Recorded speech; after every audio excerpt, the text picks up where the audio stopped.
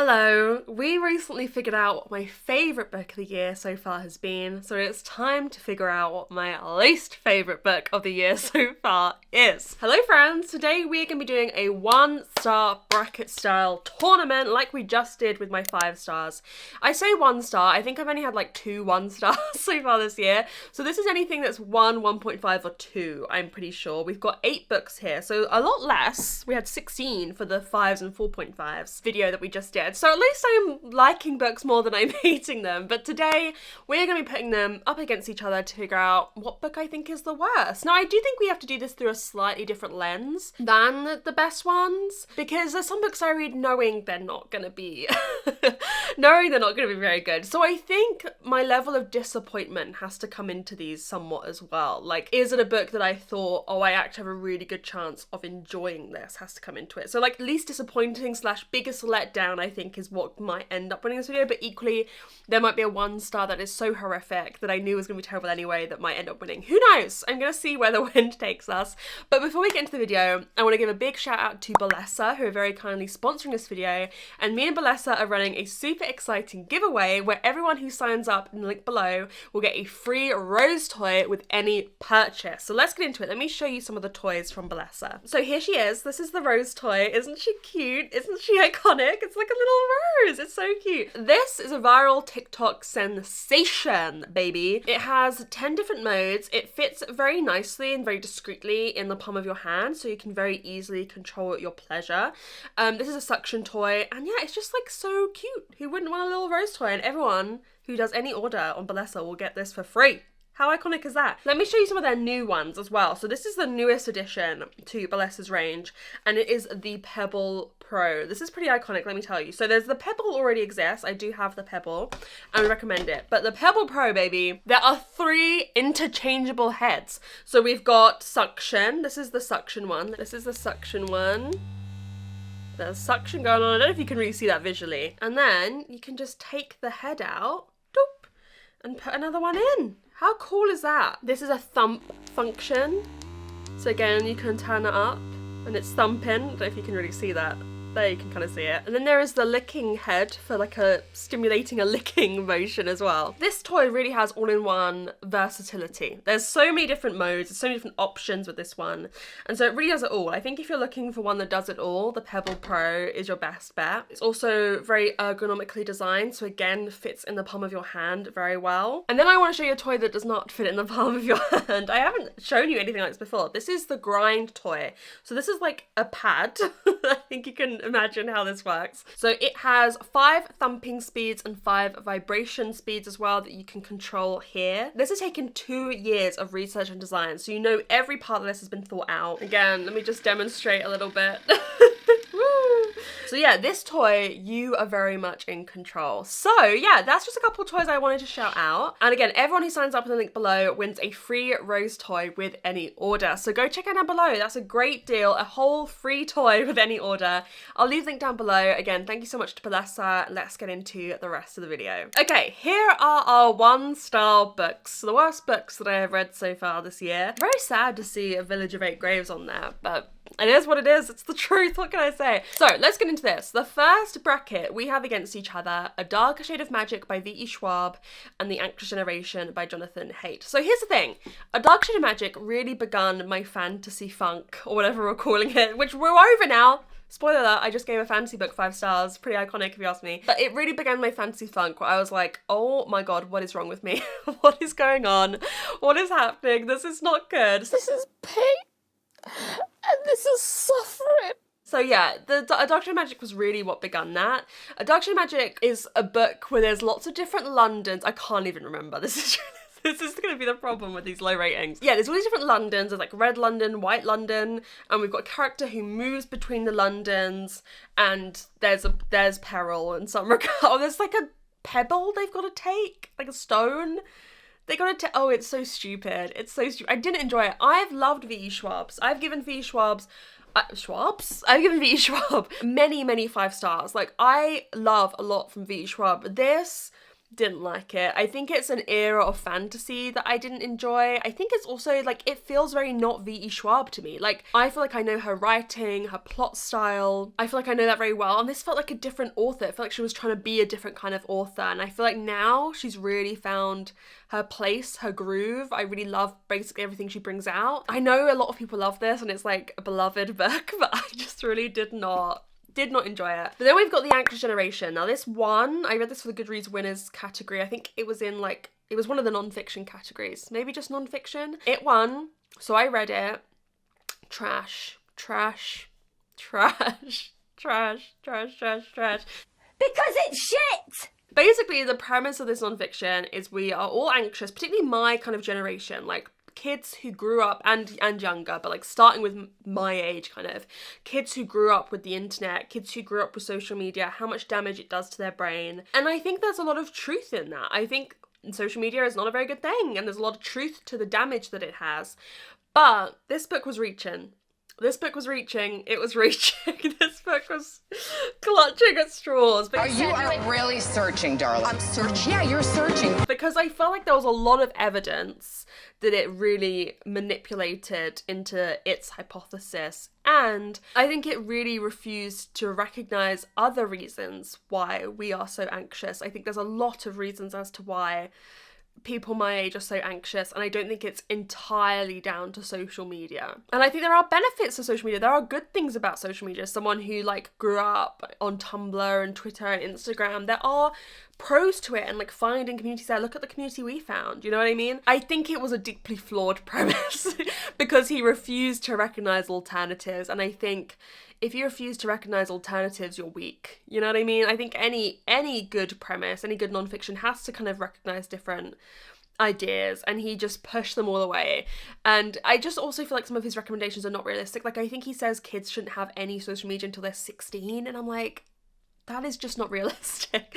I don't think that's the answer, because then, like, I imagine your child is the only child in their entire school who doesn't have social media, basically, and they'll become a bit of like a odd one out because of that. And I think we have to find a middle ground, right? I don't think the answer is that no 15-year-old should have social media. They're gonna have social media. It's how you teach them to navigate social media. It's how you teach them about safety online, all of those things, rather than just like banning. It's like people like banning sex, basically. Like, you know, like religions telling kids they shouldn't have sex. They're gonna have sex, you know, 16-year-olds are gonna have sex. That doesn't work. It's the education you have around it. So, God, that's a good analogy I just thought of. I think I'm gonna put The Anxious Generation forward. I'm actually like, I think some of what he says is ridiculous. So I'm putting that one forward. Then we have The Spare Room by Andrea Bartz, and we have Orbital, which won a Booker Prize. Ooh, me disagreeing with a Booker Prize. Okay, Spare Room by Andrea Bartz is about a couple who invites their friend into this, it's like a thriller, but they invite their friend into the house. She's like going through a breakup and they begin a throuple. There's also a thriller to do with like someone following her, but the thriller is basically in the last 30%. I have never read an unsexier relationship in a book. Obviously this isn't a romance, but it's supposed to be sexy. This book thinks it's sexy. It thinks it's like it thinks it's really doing something. The throuple in this gave me the biggest ick I've ever had. I can't explain to you how icky, disgusting, also lame, uncool. These three people having sex with each other, the most uncool thing you've ever read. So be cool. Don't be all, like, uncool. It was just very boring. And like I said, the thriller element doesn't really begin until like the last 20-30%. But by then I had already checked out. I think it's a bad book. And I love Julia Bartz, her sister. It was one where I read like siblings books from my favourite authors. It was not good. Orbital, I just think it's very pretentious and really thinks, again, it's doing something, but it ain't. It ain't. Meh. It's a very short book, obviously. It's about these astronauts who are kind of orbiting the Earth and the realizations they have, I think, during a day of orbiting the Earth, but I could be wrong on that. This book really thinks it's saying so much about like how we should all be nice to each other and how borders are stupid and shouldn't exist and like yada yada yada yada mabba dabba dabba dabba. But it is just pretentious. I was saying there are other books that do so much more in plot and so much more in characters and have those realizations, and the realizations aren't overwrought. They're not like, guys, I'm saying something important, this is a realization everyone should have, oh my god, everyone pay attention to me, I'm saying something really important. They just say it. Whereas this book is like, everyone listen to me, you know what I mean? I don't think it's awful though. I think I'm gonna put The Spare Room forward for that one, because that book is a bore and unsexy and uncool. And how do you do that? How do you manage to do that about a book about a throuple? It's just crazy to me. Not that I'm like planning on being in a throuple. Not that I actually find throuples quite stressful, but that's not me projecting. Like, it is objectively uncool. Anyways, I find throuples quite stressful. What a thing to say. Then we have The Night and the Moth, which will upset some people actually. My friend at my local book club, she loved The Night and the Moth, and I felt so bad letting her know I hated it. We have The Night and the Moth by Rachel Gillig, and we have The Retreat by Sarah Pearce. So The Night and the Moth, I think again is a victim of me in fantasy a little bit, and me not liking romantasy, because I don't. I don't like romantasy. This one, you really don't need to know a lot. There's a girl who like can predict the future, but she has to drown to do it, and she's blindfolded, and a knight comes to her castle and they meet, and she's like, hee hee. And then her friends, who are also the blindfolded girls who predict things, start going missing, and so she wants to go find them.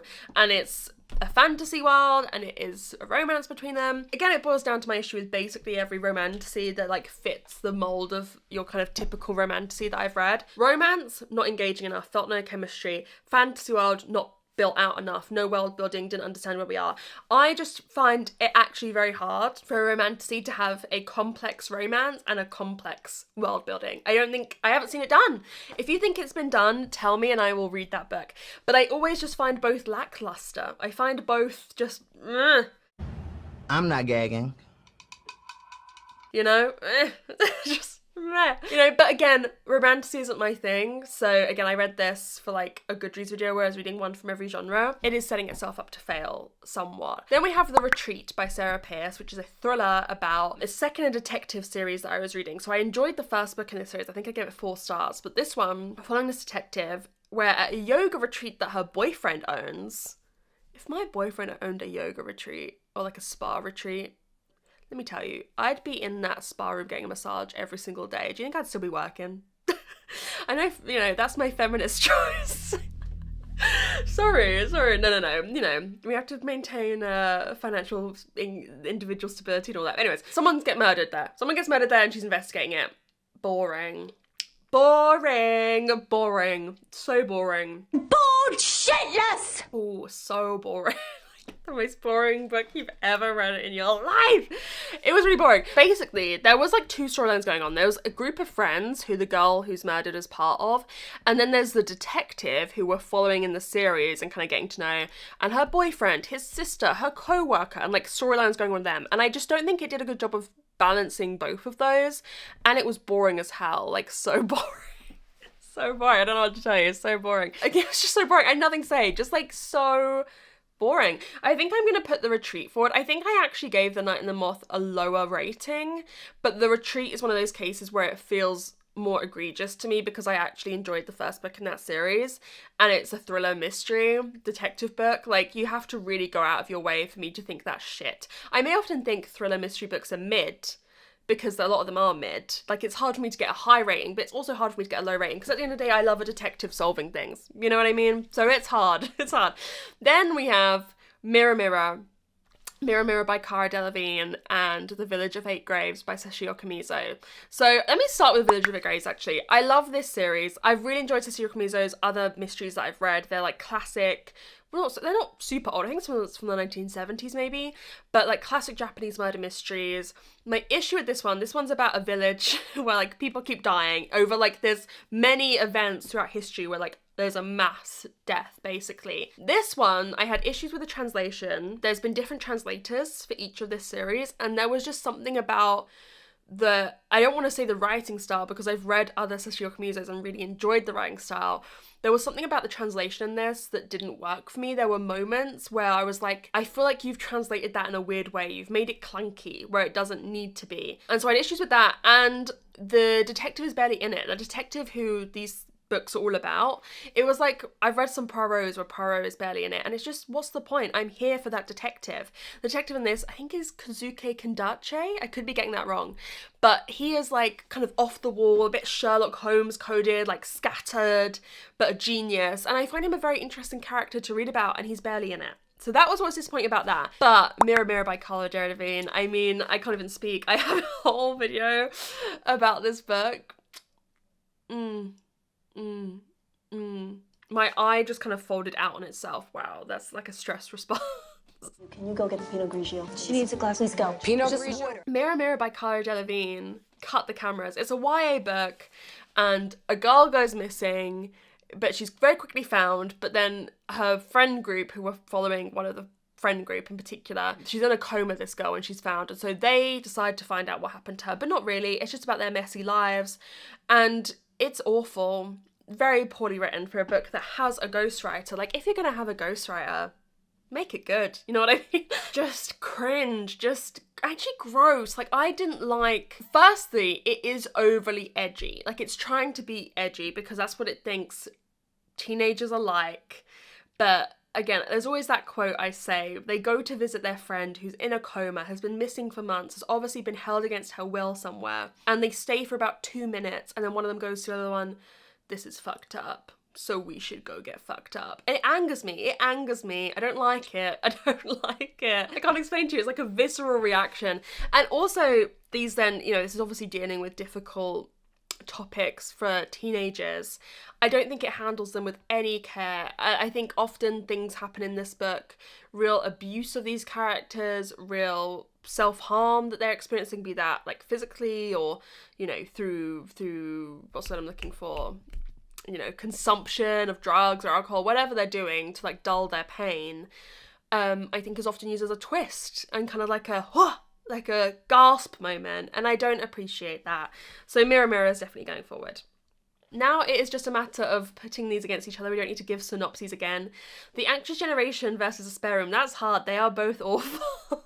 They're both really bad. I think I'm going to put The Anxious Generation forward though. Like, that one actually makes me angry. I think it was really poorly written. Again, had no nuance, nothing interesting to say, boring. Like, what did she say?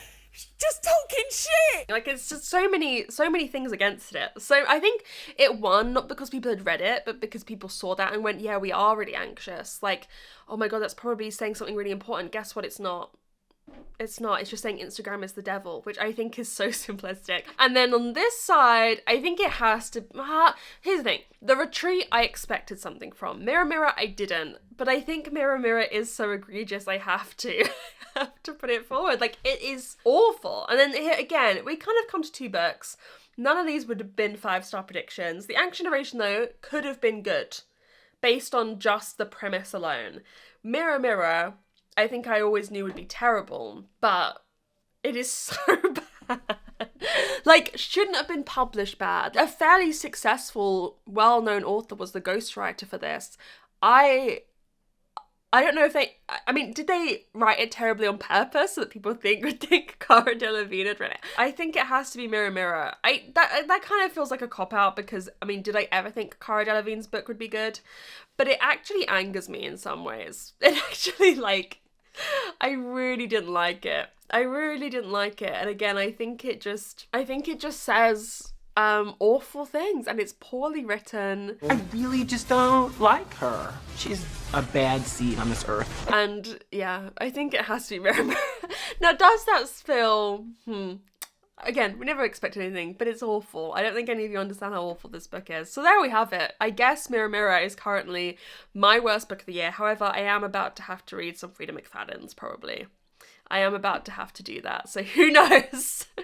I think at this rate, Mirror Mirror may not retain the top spot. We shall see. But yeah, I gave Mirror Mirror 1 star. What was the other book here I gave 1 star? Oh no, The Spare Room! That's interesting. I gave The Spare Room 1 star, but still put The Anxious Generation forward. Yeah, I think The Anxious Generation has gone down in my estimations even more over time. Anyways, I hope you enjoyed this little video doing my bracket style tournament to find out my worst book of the year so far. Let me know some of your worst books of the year so far. Let's be professional haters together in this safe space where hopefully no authors will come look. Anyways, I love you all so much. Thank you so much for watching. Again, make sure to check out the link to Bellessa down below, and I will see you very soon in another video. Bye!